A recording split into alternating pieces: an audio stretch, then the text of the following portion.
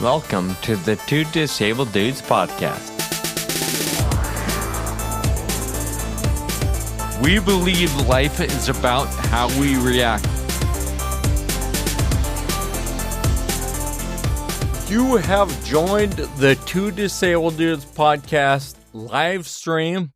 I'm so glad you're here. You've got me for the moment. Sean is having a few technical difficulties, and he will join shortly.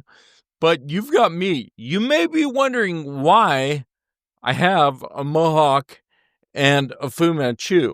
Yeah, thanks, Ryan. He says, nice smoke. I'm glad you appreciate it. I want to tell you why I have these. Ride Attack Save Philadelphia was just last weekend, and it was an incredible event, and the community came together and had so much fun, and we raised almost $400,000 for FA research at this event. And so it was really incredible. All the fundraising took place leading up to the event. Everyone fundraised in their own networks, in their own communities. And one of our friends, the Morrow family, they did what they dubbed the Morrow Mohawk Challenge. And so for a certain amount of money, Ben Morrow would shave a mohawk. And then for a certain amount more, he would put on the Fu Manchu mustache. So I decided to participate, and the deal was that if I raised $5,000, I'll do a mohawk, and for another $1,500 on top of that, a total of $6,500, I would add the mustache. And so everyone came through, and I'm so grateful, and it happened. And I wore the mohawk for the event, and it was really incredible. I even spray painted it with like hairspray. I painted it pink for the event. So it was really fun. And clearly I'm having fun with it because it's still here a week later. I think it was kind of just an excuse, but I'm really appreciative to all the donors. You know, in fundraising, well, here, I'll answer this. How long are you going to keep it? Ryan asks. And I am going to keep it as long as I please. Like I said, I'm having fun with it, and I've shaved a couple of times, and I shaved around, obviously, the Fu Manchu, so, I don't know, it may be around for a little while, it may be gone tomorrow, we'll see. But I was about to say, you know, in fundraising, it can feel like a burden, for sure. You know, like, all right, if we don't fundraise, then our community research doesn't move forward. However, for me, it's always been an amazing opportunity to make progress, show my impact where I thought there was not the ability to make progress and not the ability to make an impact. And so for me, it's been incredibly positive. And here we go. Our guest, Daniel Van Sant. Oh, here it comes. Oh, there was Sean for a second. Here he is.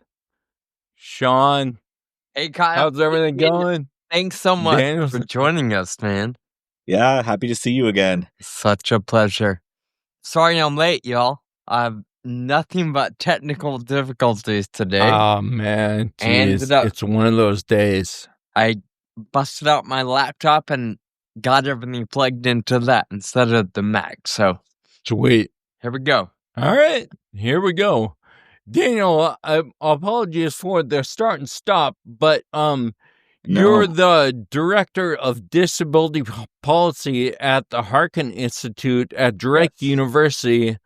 And can you tell us about that a little bit, about your role and why you're here?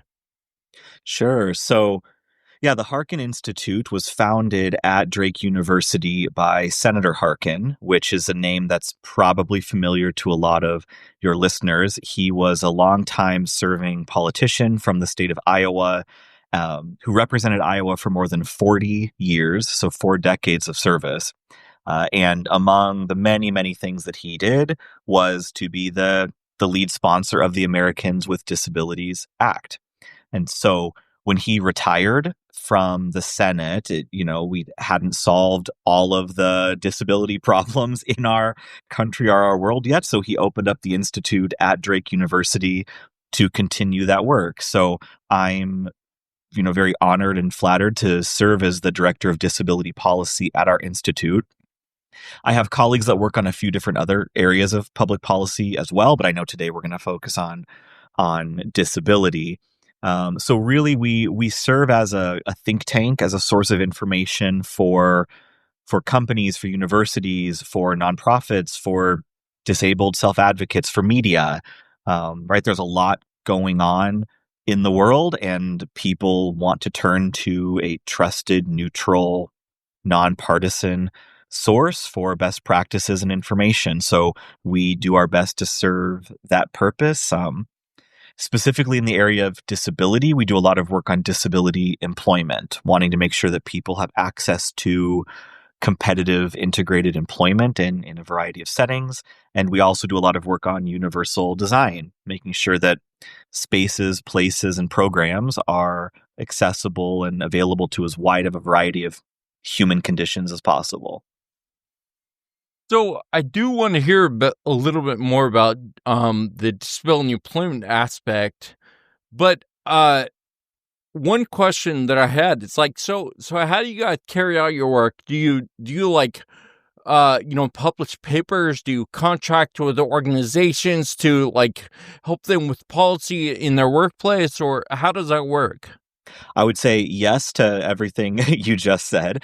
So Okay. some of our work is independent research. We, hire fellows or we conduct research ourselves and publish either white papers or policy briefs or submit things to journals, right, and go through a peer review process. Some of it is a fee for service contract where, right, I work with a couple companies right now, or nonprofits, I should say, that might come to us and say, we are really open to hiring disabled people, but we don't know where to recruit from. Or when we hire people, we want to make sure that they have a positive experience here. Can you review our policies and our practices and maybe even come in person and do a sort of walkthrough to pinpoint things? Sometimes people ask us to host focus groups or conduct interviews. So it's really a variety of things, and then putting on trainings and giving talks about disability awareness, accessibility, universal design, sort of best tips and Right. practices. It's something new every day kind of situation. That's so awesome. Yeah. So you've told us that October, and we know this, that October is National Disability Employment Awareness Month. Yes. And so in the honor of the month designated for this, can you tell us a little bit more about disability employment and maybe some of the initiatives that you guys have? Yeah, so this is actually the 80th anniversary of National Disability Employment Awareness Month. So that's exciting. It's always kind of fun when you have one of those sort of round number years. Yeah. And I think it just shows how long this has been a movement, right? The fact that we have an awareness month for disability specifically, in disability employment specifically, for 80 years. Is really exciting because the ADA itself is only 35 years old. So even 50 years before we had 45, 50 years before we had the ADA, we were talking about disability and employment. So I think that's really exciting. It's always a really busy month for me, which I'm I'm tired, but I'm happy for, right? I can't, Yeah. a lot of people want us to do talks and interviews and things in October, which is awesome because that means the conversations are happening. But to our topic of disability travel, it means that I am on the road a lot and going through airports and going through truck stops and staying in hotels. So it's very much in my mind that travel is definitely a part of my work, and we talk about accessible travel. Yeah.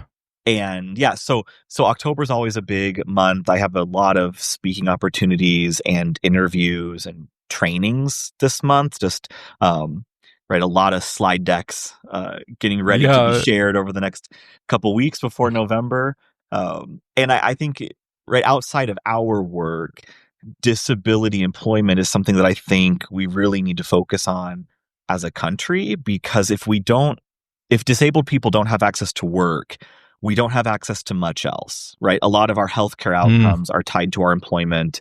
Like we're not owning homes or buying cars or buying much of anything if we don't have access to economic opportunity. And, I mentioned we've been sort of having this awareness month for 80 years. We've had the ADA for 35. Today, disabled people are still twice as likely to be unemployed as non-disabled people. And so even with advances in technology, and as much as we want to think that we've overcome attitudinal barriers and got it all figured out, the stats show that disabled people are not engaged in employment at the rates of our non-disabled peers. And that's not for lack of desire to work, it's for lack of opportunity to work. There are still a lot of physical barriers, digital barriers, and attitudinal barriers holding disabled people back. And then, right, I think that holds us back from a lot of other aspects of life. So, yeah, I'll stop there. Can we actually talk about some of those barriers? Because I imagine on one side of the fence, you've got some folks, disabled or non-disabled, that are thinking, I can't, or disabled people maybe don't have much to offer, or jobs are limiting because of physical barriers, so whatever it may be. But then you also have some other people that are like, no, it's your fault because you're not giving opportunity. So how do we balance the two spectrums there, the two perspectives of no opportunity versus nobody giving opportunity? Yeah, it's kind of chicken and egg. Yeah.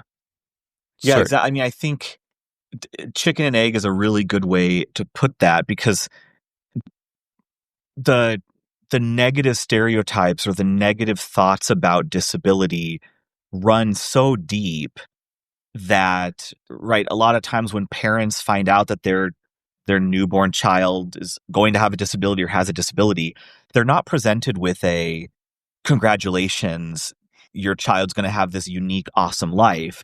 Like they're told this list of negativity, and that does not set up people to be thinking about all of the coulds. It's the might nots or could nots. And so this is so deeply ingrained that I think there is a challenge with, like, if people are not if disabled people are not having an equal opportunity to go to school or receive an education, you are not going to access employment in the same way. And if you're not accessing employment, you don't have the employment history. And there is really sort of this, it's like if we don't give people opportunity, they don't have opportunity. Yeah. And so you really have to go to like a pretty far back level. And, I think showing parents, showing young disabled kids examples of disabled success. Like in our world, we have people with any type of disability, running for political office, working as doctors and engineers and like across the employment spectrum, there are disabled people doing different types of jobs, but we don't see that. So I think there really is a need to break down some of those stereotypes and highlight positive examples of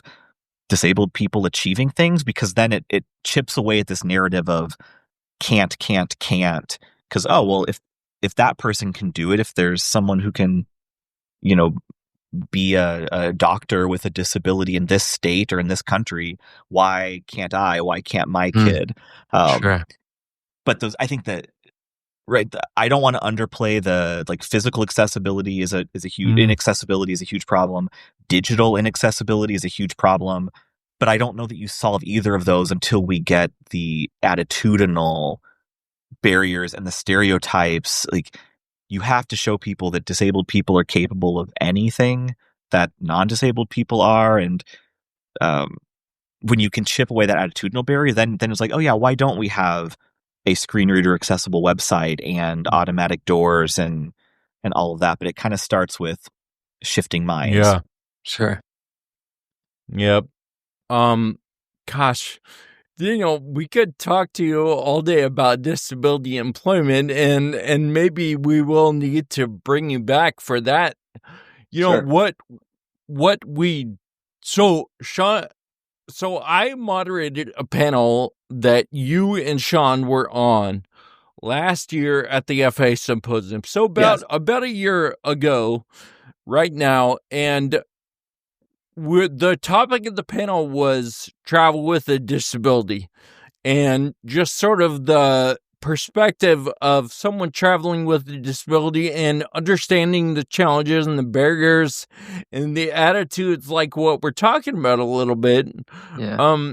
And so we kind of wanted to continue that conversation, partly because that's an evergreen topic for us. Sean and I love to travel. We know you do too.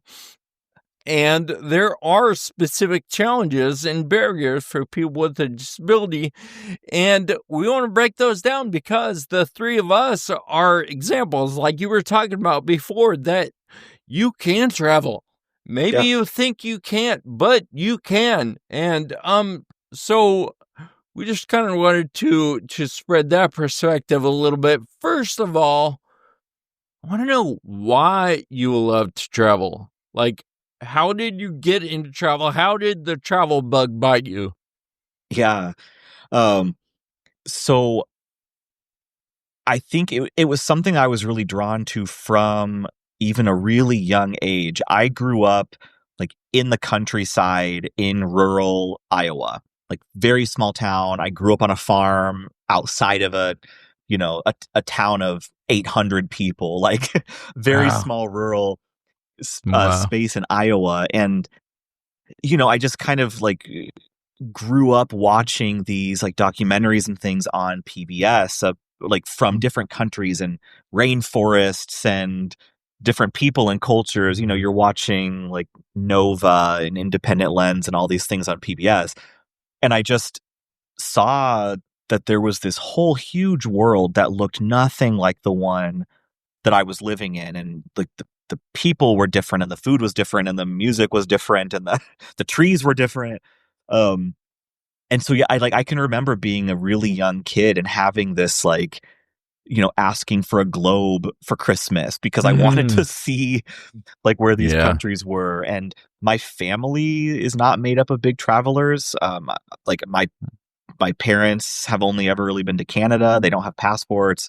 Wow.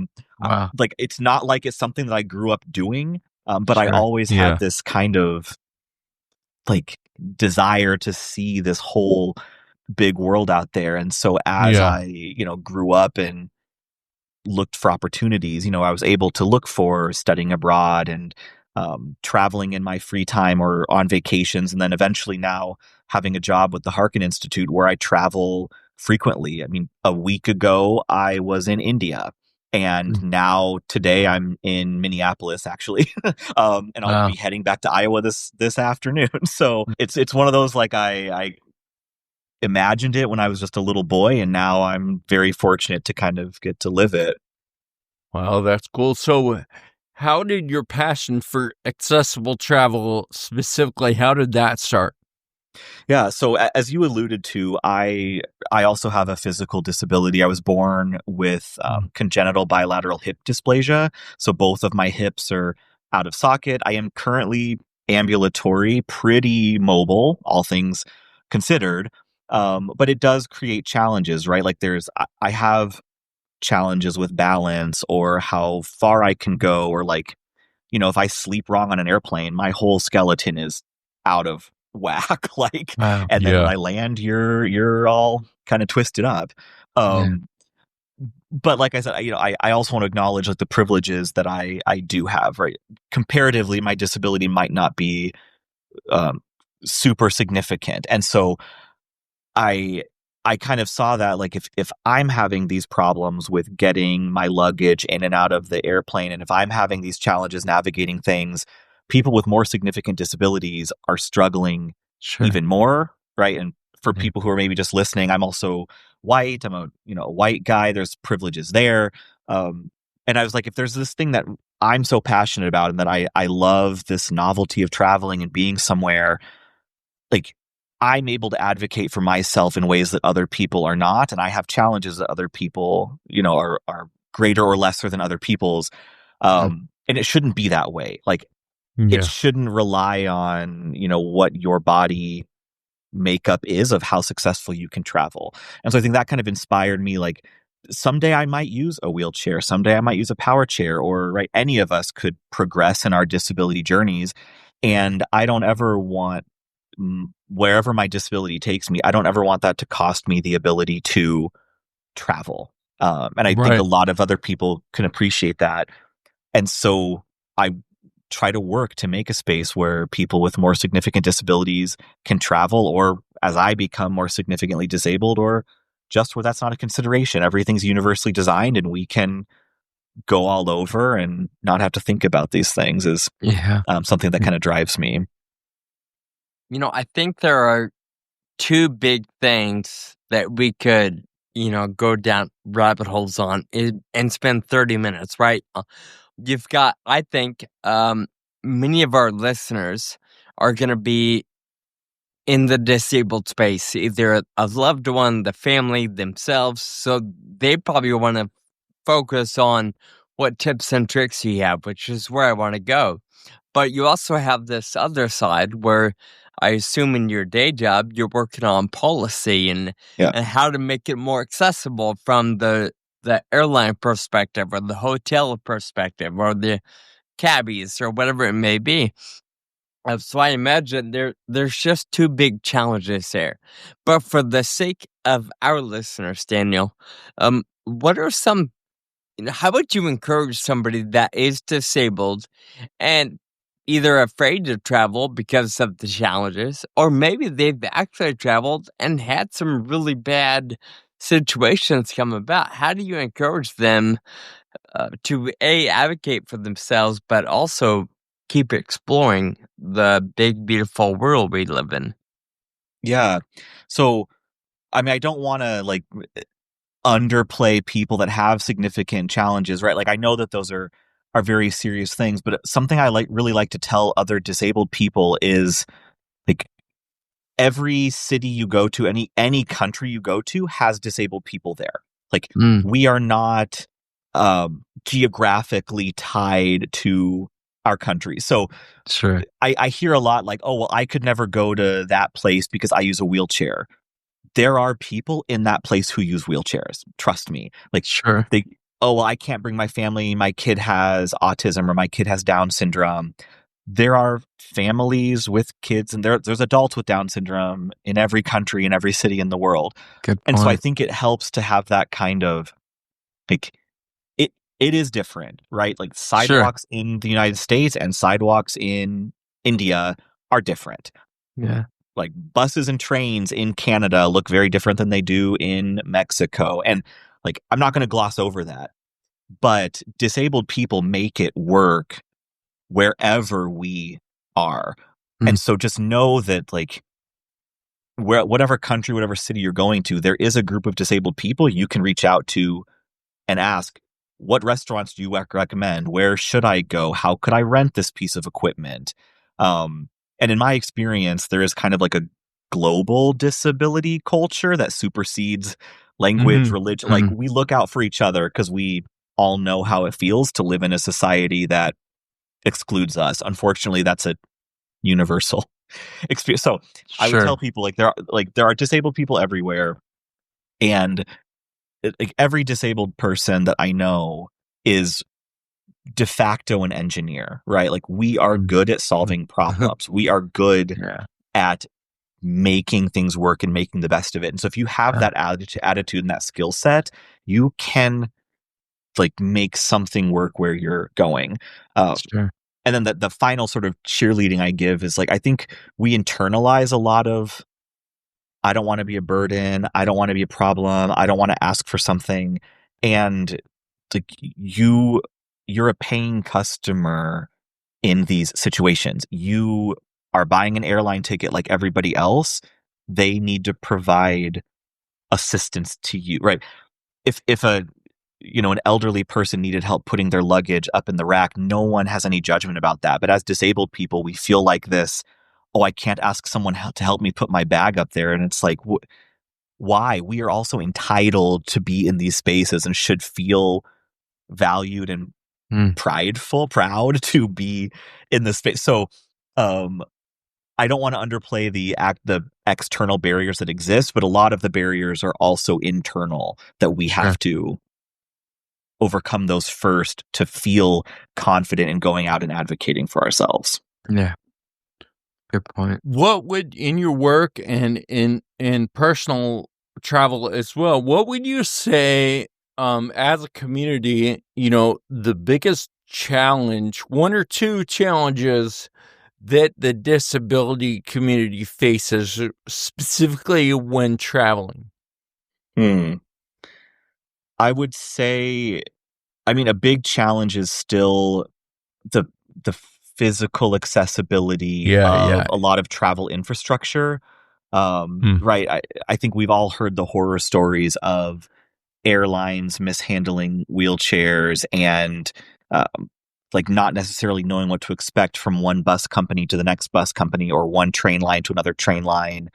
Whether, maybe you're driving, you might stop at one rest stop that's fully accessible with adult sized changing tables and all the bells and whistles, and then another one that's like barely, if even, compliant with the ATA. And so I think there's still a lot of those physical inaccessibilities. I visited a hotel a year or two ago here in the US that was a new build, and they put me on the second floor and there was no elevator. And I can go up steps on my own, not with luggage typically. But I was just like, well, I need, like, how are you expecting people to get Totally. Wow. And no one on hand to help care. It was just kind of like, well, your room's upstairs and the first floor is sold out. So, and it's like, this shouldn't happen. There are these actual physical barriers to things. So I think that's a space that we still have a lot of room for improvement. Yeah. And then the second one, I think, toward that attitudinal barrier is, I know this sounds hypocritical after just mentioning all the physical challenges, but if we aren't still out there on vacation and traveling for work and being visible, we're not fighting that narrative, right? I talk to a lot of businesses that say, why would I make my hotel accessible? I've never had a customer with a wheelchair. And it's like, okay, let's pause and think, chicken or egg, why there's not a customer coming. Right. But like it is impactful when, a family of 6 with someone in a wheelchair shows up at a restaurant and all 6 of the customers leave because they can't get in. And I know that we shouldn't have to be those guinea pig, like those test subjects for ourselves, but putting yourself out there, being visible, showing that we're a market and that we are consumers and customers, changes the industry. Sure. Yeah.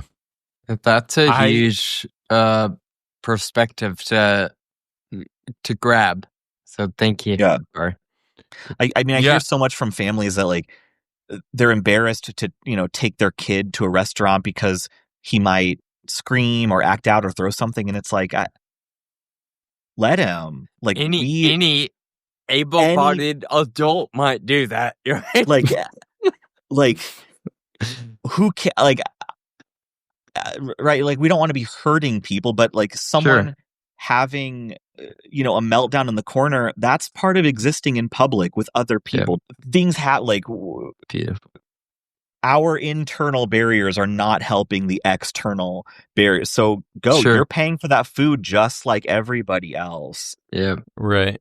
Yeah, I think I have the tendency to think like, well, and it's that whole like I'm the burden, I'm the problem thing if I can't get into the restaurant because they have a step. And that's not true. And you know what? I feel like blame is probably the wrong place to start too, right? Like me getting pissed at the shop owner because he doesn't have a ramp is probably not going to get us very far. But like, I feel like everyone recognizing that there is a problem, like that's maybe a good place to start. And if the restaurant or the shop owner never sees you try to come in and not become a paying customer, they don't see that they've lost a sale. And so like I know we don't like to feel embarrassed and feel like we want to put ourselves there, but like knocking on, having someone someone from inside to say, hey, where's the wheelchair entrance, and see you and your family or your friends or your date or whoever leave, they can visualize they've just lost 2 entrees, 3 drinks, a dessert. And if that happens 4 times a week and then every day, multiple times a day, you don't have, like, they see, oh, well, if I put this ramp in, we would have had 30 more customers this week. But until we're visible out there, they're continuing to ignore us because they don't see that they're excluding us. Yeah. It goes back to a conversation that I think of often. We have with one of our guests. Her name is Mary Caruso, and we were talking about accessibility on airplanes, and you have to log your complaint. Like if something happens, you have to log it. You have to be counted, because if you don't say anything, then basically it never happened.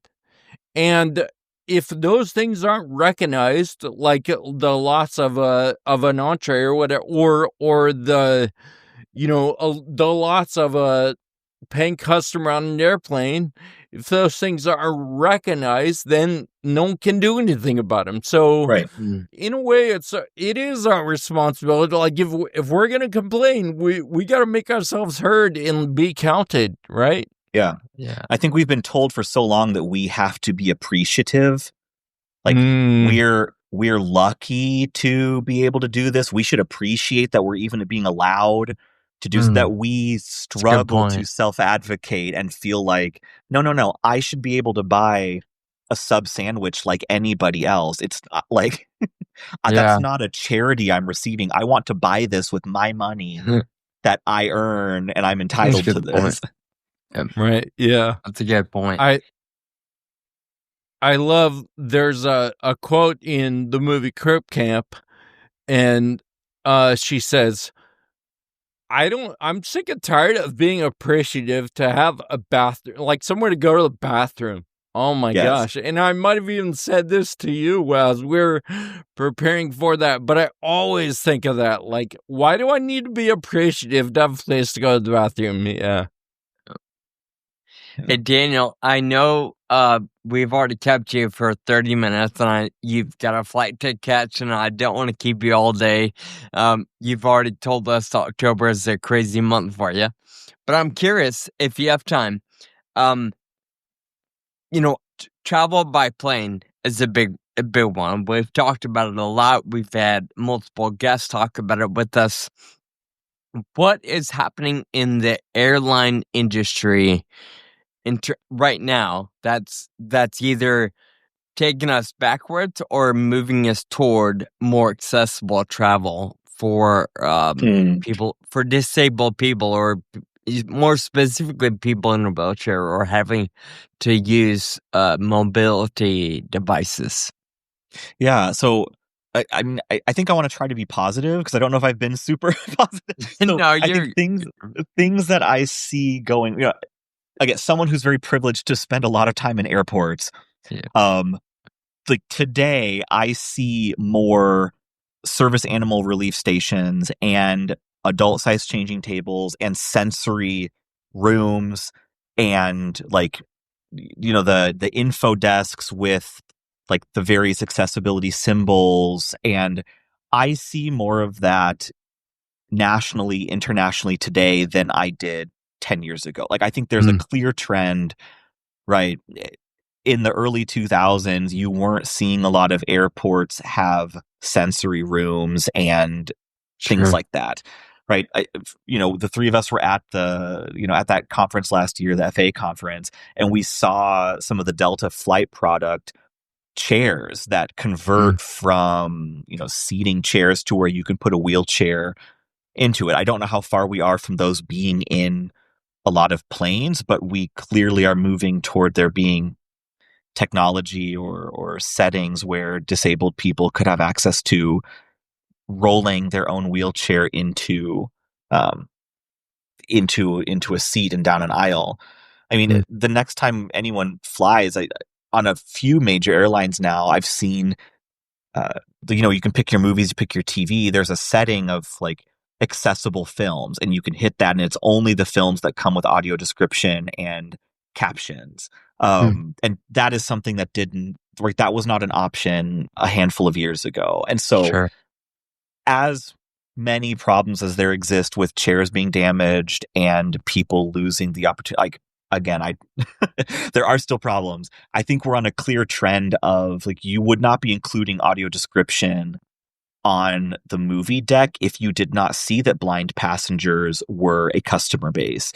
You would not be exploring these convertible seats if you didn't recognize that wheelchair users and our families are a customer base and need these experience. So I see a lot of these attempts to have universal design and growth and including disability, which I think we can celebrate as being positive, and hope that these companies continue to push on that and recognize we want to be in the air just as much as non-disabled people. And we buy tickets, we buy food in the airport. Let us be a consumer. Yeah. Awesome. Yeah. Well, Daniel, we know we could talk all day. And this continues to be an evergreen topic. I loved a little conversation about employment as well. Happy National Disability Employment Awareness Month. Thank you for your incredible work. We hope to have you on again. We'll continue the conversation, and we wish you luck in the rest of your travels this month. Yeah. Thank you both for having me, and for everybody listening. And, check us out at the Harkin Institute, and follow us on about any social media platform you can think of, and stay engaged. I hope to see some of you out in the air or the rails or wherever I see you in the world. Can you tell us where to find Harkin Institute? What's the website, or what's the best place to start? Where's the best place to start? Yeah, so if you just search for the Harkin Institute, you will find our website. Cool. But we also have Facebook, Instagram, X, LinkedIn, TikTok. I'm sure I'm doing something. Sweet. But you can find us on social media, sign up for our listserv on our website, and see you in the next conversation, hopefully. Awesome. Thanks so much, beautiful. Daniel. You're the man. Yeah. Thanks for having me, guys. Appreciate you. Enjoy. Bye. Yeah, what an incredible wealth of knowledge. He, like we both said it, Kyle. We talked for 45 minutes or an hour last year on the panel, and just now 35 somewhat. Like, I could keep going. Like, this guy, what an incredible perspective and a wealth of experience to draw from. So, really appreciate Daniel carving out time in a busy month to make this happen. One of the things that I appreciate about a conversation with somebody like Daniel is, he's a lawyer. His words are very precise and chosen intentionally. And of course, we'll try to do that, but he's very good at it, right? Yeah, So yeah. that's fun. I didn't catch a lot of from him. There weren't a lot of fillers. Yeah. Oh, Yeah. that was fantastic. Adam Cool. made a comment. He wanted to hear a little bit about air travel, and we asked Daniel that question. Or I asked him to speak to that for a minute, although I didn't want to take too much time away from what we kind of had planned. So, Adam, if you're still here, happy to talk about that for a minute. Um, to traveling by plane, to answer your question, is a lot of effort, but sort of in tune with Daniel's perspective. It's very important to me not to shy away from such opportunities Mhm. because I want businesses and managers and everybody in between to recognize, like Daniel said, I'm a consumer. My money is the same as anybody else's. And it spends the same way, and it stays in my wallet the same way if I can't spend it. So for me, it's important to continue traveling, even though I know every time I do, there's a risk. In fact, I almost plan for it. I expect my walker is going to be damaged when it comes up off the, cargo hold. Or I expect some little part of my wheelchair to be a little wonky. In fact, I don't even walk away or roll away from the jet bridge or the door of the jet without giving it a good, thorough test and look over. Like, I'm gonna deal with it on the spot. So that's just, to me, it's important to keep staying out there and being visible so that people recognize there's opportunity there. And if you just made it easier, you'd probably make more money, which is ultimately why people are in business, right? Yeah, we've said it numerous times in different ways, like just being out in public and being seen, that is advocacy. Yeah. And it is work a Yeah. lot to be out there and to try to enjoy as much as possible, but as much as we are doing it for ourselves a lot of times, it's advocacy for the community too, for all of us to get out there and make sure it's known that our money is good. Yeah. So Kyle, I don't know if you have the chat up, but Adam added another comment, which I think is absolutely a thing to be aware of.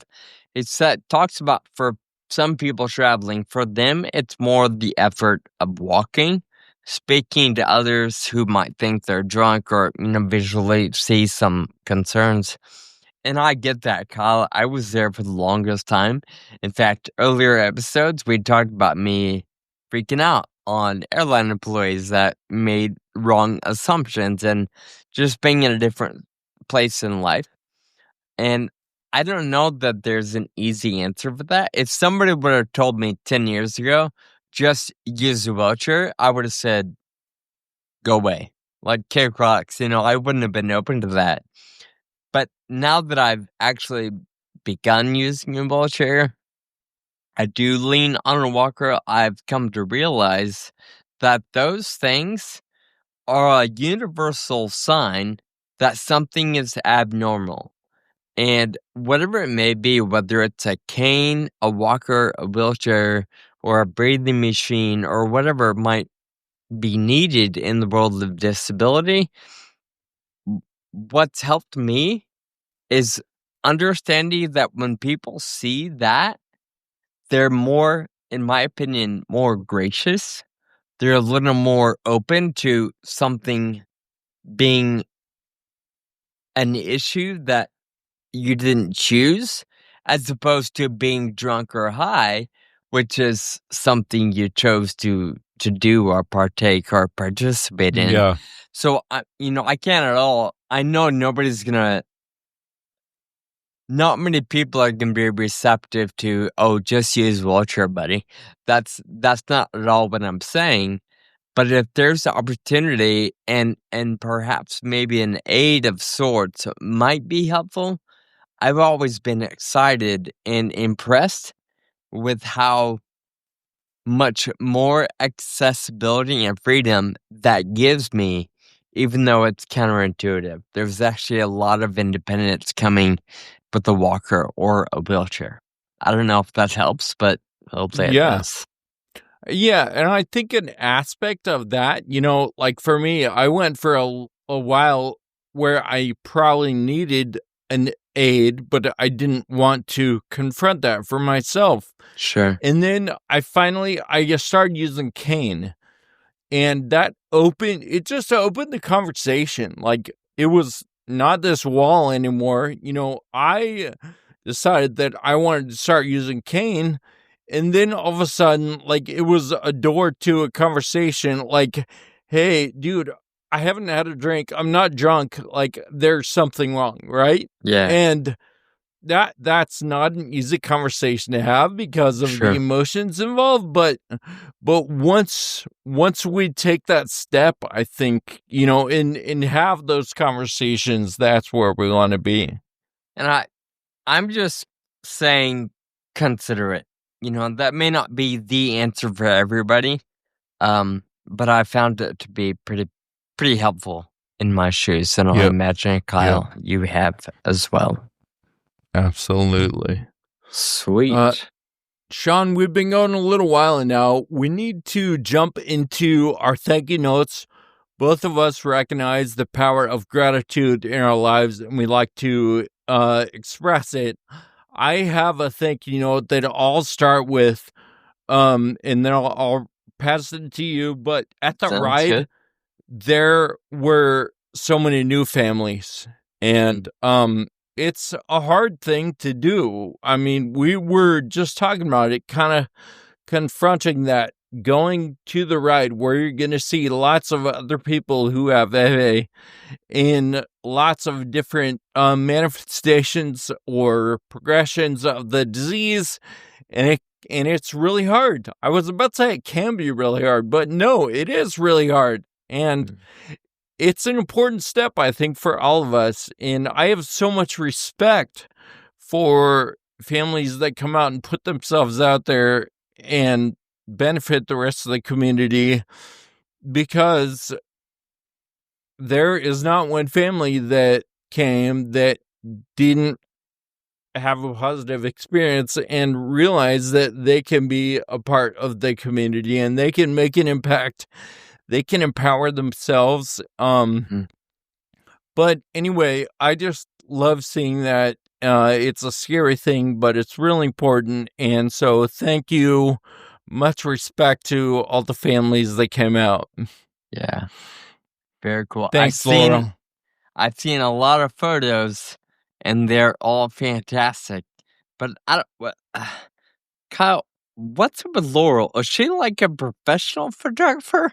Like, holy cow, Right? her pictures are legit. Yeah. Laurel, Yeah. you gotta teach me a thing or two.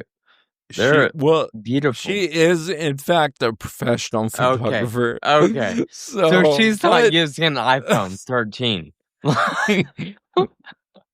Oh, she'll teach us on the cruise. Yeah, she will. In fact, Laurel, I will pay you to take some pretty awesome pictures of me and make me look better than I am. Fantastic. Awesome. Well, again, I've seen a lot of photos, and it looked like the weekend was pretty awesome. So glad everything well. It looks like y'all had a little bit of rain, but beautiful weather even beyond the rain, or even with the rain. Kyle, my thinking note is going out to my dear friend Sheila and her family. You've heard me talk about it before. Sheila's my cruising buddy. We do work together, but she's become a really dear friend over the years. And I moved recently, or in fact, last weekend was the big lift. And Sheila, her daughter, son-in-law, grandson, and my mom all came together to help pull the move off in, I don't know, like 3 hours. It was impressive. But my real thank you, in addition to that Sheila and the family is going out to my mom, Elaine. She flew up here from the Vegas area, spent 5 days helping me clean the old place, and she spent day in and day out, whether I was here or at work, organizing the new place, emptying boxes, getting things set up, what dishes washed, all so much effort. And I recognize that it wasn't much of a vacation for her, although we had a great time being around each other and had wine almost every night and just enjoyed each other's company. She worked hard all day, every day. So Sheila and family, but also especially my mom, Elaine, thank you for all the help to get me into this new space. And I'm super excited for it. Thanks, Sean, and thank you to Daniel Van Sant for having a conversation with us today. Thank you to everyone who came on live today. There are quite a few people here, and we really appreciate it. So much fun to have an ongoing conversation with our live audience. Check out our website, twodisableddudes.com.